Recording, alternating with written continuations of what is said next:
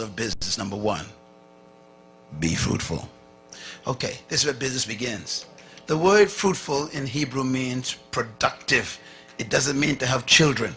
I was shocked when I discovered that. The first command God gave man was what?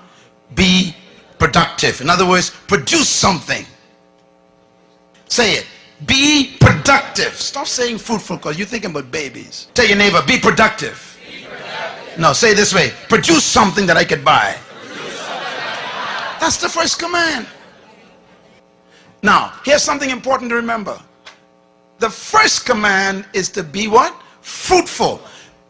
The first command should have been be seedful, because fruit is a result of seed. You can't have fruit unless you have a seed that has a tree that bears fruit. God ignores the entire first step.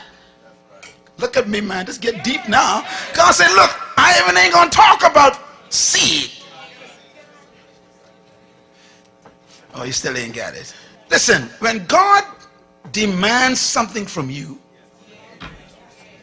it exists.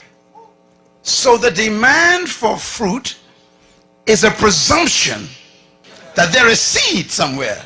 The number one reason why there's poverty in North Tulsa is not because of a lack of investors coming in, but a lack of productivity inside. Listen, listen. Here's how you measure a nation's wealth. Listen carefully.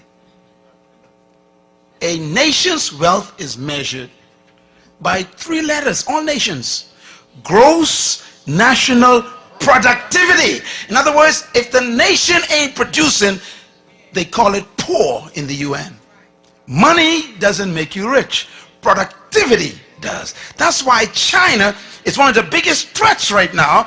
Even though they may be poor, they are producing. What do most people in the North Tulsa do? Consume. You keep going to the bank to borrow money to buy stuff that isn't productive. I mean, if you're going to buy a vehicle, buy a truck so you can become one who collects garbage to produce a business. Don't buy a car to drive around in. That ain't productive. The command presumes that seed exists in you right now. There's a seed. That's your business. And God says, show me the fruit of it. Produce something. Now, when you produce a product, watch God's strategy now. Let's say, okay, Apple computer. Stephen Jobs quit school because he had an idea. Everybody say idea. That's your seed. Your seed is the idea that won't quit. This guy had an idea. He went to visit a plant to see a computer. And he went and he saw this computer, and the computer was big as half of this room. He looked at it, he says, why can't they reduce that to the size of a desk? And he walked out. And he kept seeing visions of that great massive computer the size of a room on a desk. I wonder what you see that won't leave you alone. Write this down. Every problem is a business. I'm going to say it again. Every problem is a business. One man see bare feet, that's a problem. The other one see a shoe company, that's a business. One man see a hog island, that's a problem. Another man sees a resort, that's a business. Produce your seed. Produce your fruit. And then the second command, multiply. You know, when you produce a product, then you got to reproduce it. If you cannot reproduce what you've produced, you're going to be poor. One of the keys of successful business is being able to reproduce your product 1,000,000 times more. Any good company that wants to succeed must be able to follow God's second command, to multiply. So that's why when you want to, you see, there was only one Burger King years ago, one restaurant that sold one Burger King. They refined, everybody say refined, they produced a fruit. Now, everybody makes burgers, but they produce a unique burger called a Whopper. Come on, somebody. Now, you make burgers at home, don't you? But when you want a Whopper, you go straight to Burger King. Even though you got the same bread and beef and all this stuff, you still, why? Because they refined it. Everybody say refined it. I'm talking about. See, you got to take your seed and produce a fruit, and you refine it first. If you're going to be a cosmetologist, you still ain't going to be wealthy. Because anybody can be a cosmetologist. You got to find what kind of cosmetologist you will be. What are you going to specialize in? Everybody sells burgers, but no one sells a Whopper. What's your Whopper? That's the question. Now watch Burger King. Burger King then takes this Whopper sandwich that they refined, and they developed a system, everybody says system, to reproduce the same Whopper every time. So when I went to Mexico one day, we went to Burger King. The same Whopper came out in Mexico. We went down to Venezuela, Burger King, the same Whopper.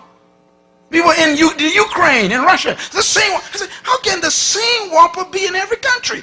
Because they reproduce. iPod. They only developed one prototype, one prototype. And they kept testing it and testing it, one prototype. And when they got that one prototype down to a science, that's the fruit, then they said, okay, now let's assembly line. And they start multiplying. What you cannot multiply, you can never succeed in. My message is my fruit. Leadership, kingdom, purpose. They're my fruit. Now I got to put them in a form where they can be multiplied. So now I got to shift into books and CDs and DVDs and they're in 25 different languages. I got to multiply. Same message. If you want a Big Mac, you can never get it from Burger King. Because Big Mac is McDonald's fruit.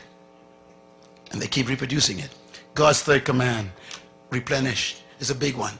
If you're going to be successful in business, you got to be able to distribute your product. You got to develop a distribution system. Okay, Walden, bless his heart, had one store. He said, okay, I got my fruit. I got a store where you can actually come in and get wholesale prices, man. The guy had one store. That's number one. Number two, he decided, I want to follow God's second command. I want to multiply. So he created a system to reproduce Walmarts all over the world. Number three, he said, now I'm going to distribute my products to those stores. Walmart got his own distribution system. What about yours? And God's fourth command, business, subdue. Subdue means you control the market. To subdue means to control. If you do not control your market, you will die poor. Simple, isn't it? Bill Gates was so successful in following God's commands that Congress had to call him in. Remember? He was so dominating in the market. They said, you got to break up your company. We can't have you controlling the whole world like this. Why? He subdued the market. If you wanted anything to do with software and computers, got to come through Microsoft. Can I put it another way? Subdue means when anybody wants a product like yours, you're the first one they think about. Subdue.